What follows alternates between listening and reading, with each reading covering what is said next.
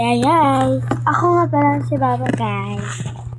Kakatapos ko lang mag-dinner. Guys. Wait lang ha.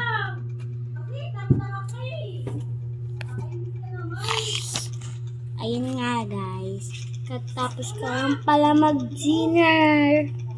Nag-dinner kasi ako. Kasi nagutom na ako. Kaya nag-dinner na ako. Ayun. So, ayun lang. So, mamaya magbablog uli ako. Ngayon.